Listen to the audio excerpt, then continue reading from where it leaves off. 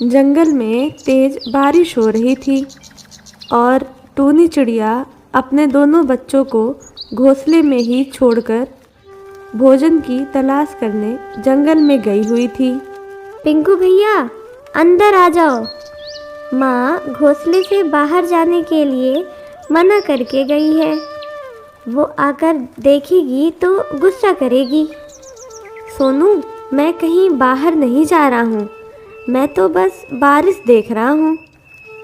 तुम्हें तो पता है ना कि मुझे बारिश कितनी पसंद है। वो सब तो ठीक है सोनू भैया, लेकिन तुम बारिश में भीग गए तो तुम्हारी तबीयत खराब हो जाएगी, फिर माँ की परेशानी कितनी बढ़ जाएगी। ठीक है, आ गया अंदर। इधर टूनी चिड़िया बारिश से बचने के लिए एक पेड़ की छांव में बैठ जाती है। बच्चे घर पर अकेले होंगे, इस बारिश में वो कहीं डर ना जाएं। मुझे जल्दी से घर पहुंचना होगा। टूनी ये सोच ही रही थी कि वहाँ कालू कौवा आ जाता है। टूनी चिड़िया, तुम इतने बारिश में यहाँ क्या कर रही हो? कालू भैया, मैं तो जंगल में भोजन की तलाश करने आई थी, तभी बारिश शुरू हो गई है और मैं बारिश के रुकने का इंतज़ार कर रही हूँ। तुम यहाँ हो तो सोनू और पिंकू किसके साथ हैं? पिंकू और सोनू तो घोंसले में अकेले हैं। मैंने सोचा था कि जल्दी से भोजन लेकर घर चली जाऊंगी, लेकिन ये कमबख्त बारिश को भी अभी शुरू होना था।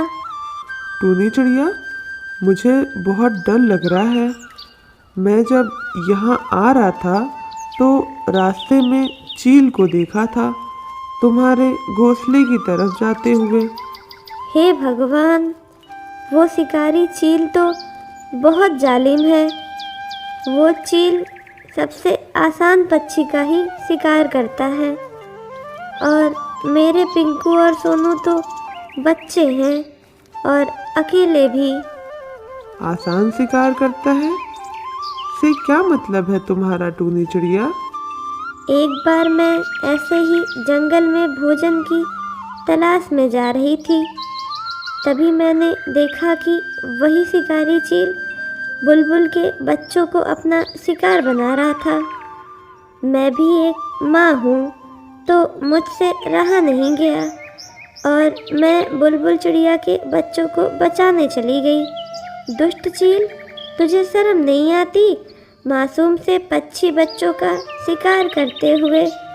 ऊपर वाले से डर मूर्ख, ऊपर वाले के लाठी में आवाज़ नहीं होती। चिड़िया, तू ज़्यादा चपड़ चपड़ ना कर, वरना मैं तेरा भी शिकार कर लूँगा। यदि तू मेरे शिकार के बदले इन मासूम से बच्चों को छोड़ देगा तो आ कर ले मेरा शिकार। अभी नहीं चिड़िया, अभी तो मेरा पेट भर गया है, लेकिन अब तेरा शिकार मैं ही करूँगा, वो भी बहुत जल्दी। इतना कहने के बाद चील वहाँ से चला जाता है और बुलबुल चिड़िया के एक बच्चे को बचाने में मैं सफल हो जाती हूँ। तभी वहाँ बुलबुल चिड़िया भी आ जाती है। ये सब कैसे हो गया टूनी चिड़िया, मेरे बच्चे? मैं फिर सारी कहानी बुलबुल चिड़िया को बता देती हूँ। तुम्हारा लाख लाख धन्यवाद टूनी चिड़िया, तुमने अपनी जान को खतरे में डालकर मेरे बच्चे को बचाया। इस चील ने तो हम पक्षियों के नाक में दम कर रखा है। हमें इसका जल्दी से जल्दी कोई उपाय ढूंढना होगा टूनी चिड़िया, वरना ये जंगल जल्द ही पक्षियों से वीरान हो जाएगा। तुम सही कहते हो कालू भैया, लेकिन इस चील का चालाकी से इलाज करना पड़ेगा, जिससे सांप भी मर जाए और लाठी भी ना टूटे। हाँ चिड़िया, लेकिन अभी तुम जाओ, बच्चे घोंसले में अकेले होंगे। मैं भी थोड़ी देर में तुम्हारे घोंसले में आता हूँ, फिर वहाँ मिलकर योजना बनाएंगे इस चील का। ठीक है कालू भैया, मैं चलती हूँ। बारिश तेज हो रही थी, फिर भी टूनी चिड़िया अपने घोंसले की ओर चल देती है। टूनी अभी कुछ ही आगे गई थी कि उसे एक भूखा चील दिखाई देता है। अरे वाह, इस बारिश के मौसम में तो भोजन खुद ब खुद चल के आ रहा है। रुको चिड़िया रानी, कहाँ जाती हो? आओ जरा मेरे पास, तुम्हें खाकर देखूं, बहुत स्वादिष्ट लगती हो। टूनी चिड़िया डर जाती है, लेकिन टूनी को पता था यदि वो डर गई तो जरूर मारी जाएगी। इसलिए टूनी लड़ने की योजना बनाती है, वो भी चालाकी से। क्या हुआ चील भाई, आप मुझे ऐसे क्यों रोकते हो? मुझे बहुत भूख लगी थी और कुआं खुद प्यासे के पास चलकर आ गया है, तो मैं क्यों ना अपनी प्यास बुझाऊं। क्या मतलब है तुम्हारा? मेरा मतलब है चिड़िया रानी कि तुम खुद चलकर मेरे पास आ गई हो, मेरा शिकार होने के लिए। टूनी डर जाती है, लेकिन फिर भी सूझबूझ के साथ काम लेती है। लेकिन तुम मुझे कैसे खा सकते हो? क्यों नहीं खा सकता चिड़िया रानी? वो इसलिए कि मुझे खाने के लिए कोई रिजर्व है। कौन है वो? मेरा सौतेला भाई। क्या ऐसा भी कहीं होता है? कोई अपनी ही बहन को खाता है भला? मैं क्या करूं चील जी, मैं बचपन से ही अपने भाई की खूब सेवा करती आई हूँ, लेकिन वो मुझे कभी अपनी बहन नहीं माना। इसलिए उसने आज का दिन निश्चय किया है मुझे खाने के लिए। तू चिंता मत कर चिड़िया, तुझे तो मैं ही खाऊंगा। पहले तेरे भाई से निपट लेता हूँ। चल ले चल मुझे उसके पास। टूनी चील को लेकर चालाकी से दूसरे शिकारी चील के पास जाती है।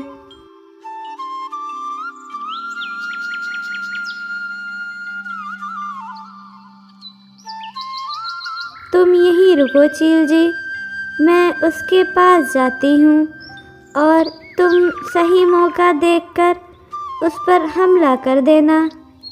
अरे तू तो वही चिड़िया है ना जो उस दिन बुलबुल के बच्चों के बदले अपनी जान देने आई थी? हाँ जालिम, मैं वही चिड़िया हूँ। तो ठीक है चिड़िया रानी, मैं तुम्हारा शिकार करके अपना वादा पूरा करता हूँ।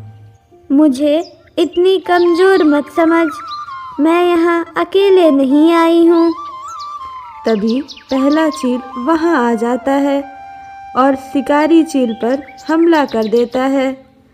दोनों चील बहुत बुरी तरह से लड़कर घायल हो जाते हैं। अरे मूर्खो, देखो मैं कितनी कमज़ोर हूँ, फिर भी तुम दोनों पहलवानों को कैसे चित कर दिया। मूर्ख शिकारी चील, ये मेरे साथ नहीं है और ना ही ये शिकारी चील मेरा भाई है। मैं तो बस इस जंगल को तुम जैसे जालिम चीलों से आज़ाद करना चाहती थी। दोस्तों, ये कहानी के बारे में अपने कीमती सुझाव हमें ज़रूर कमेंट करें। साथ वीडियो को लाइक कर चैनल को भी सब्सक्राइब ज़रूर करें। हम मिलते हैं आपसे अगले कहानी में।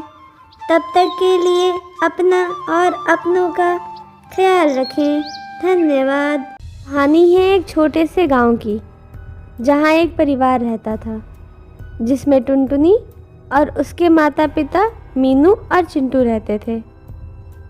टुनटुनी मीनू और चिंटू की इकलौती संतान थी, इसलिए उसके साथ खेलने वाला भी नहीं था। मुझे लगता है कि अब टुनटुनी का स्कूल में दाखिला करा देना चाहिए। यहाँ अकेले उदास बैठी रहती है, मुझे बहुत बुरा लगता है। नहीं मीनू, अभी टुनटुनी बहुत छोटी है स्कूल जाने के लिए। उसे अभी स्कूल में दाखिला नहीं मिल पाएगा। तुम एक काम करो, बाजार से कुछ खिलौने टुनटुनी के लिए लेते आना।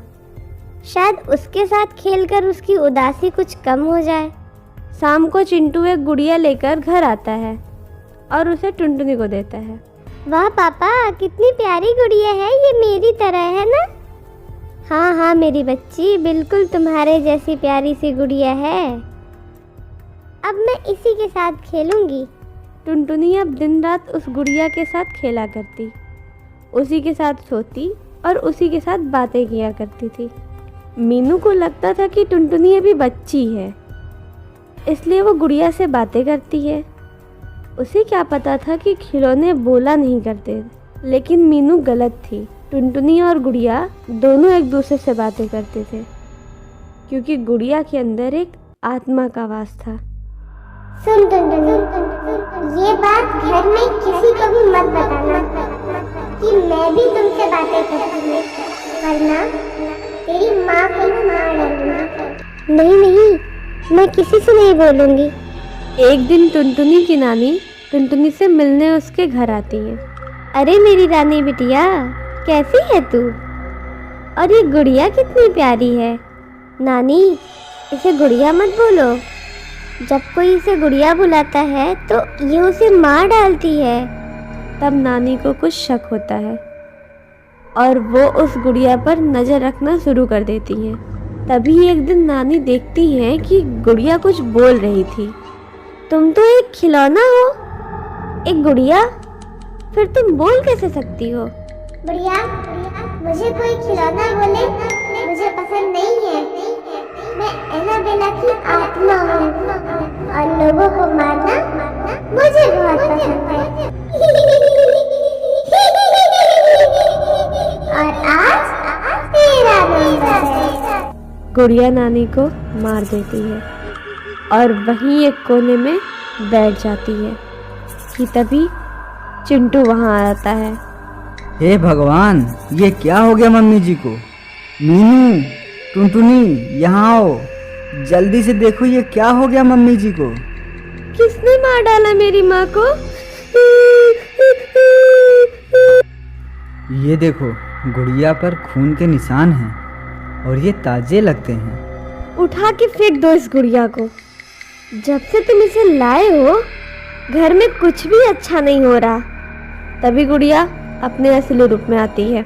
गुड़िया गुड़िया गुड़िया, कितनी बार मना किया है मुझे इस नाम से मत बुलाओ। नफरत है मुझे इस नाम से, लेकिन नहीं, तुम लोग कहाँ मानने वाले? मरोगे, तुम सब मरोगे। गुड़िया चुड़ैल चिंटू पर हमला कर देती है। तभी टुनटुनी घर के मंदिर में रखे गंगा जल को ले आती है और इसे गुड़िया पर डाल देती है, जिससे गुड़िया चुड़ैल जलकर राख हो जाती है। और एक जंगल में टूनी अपने 2 बच्चों मानो और लाडो के साथ रहा करती थी।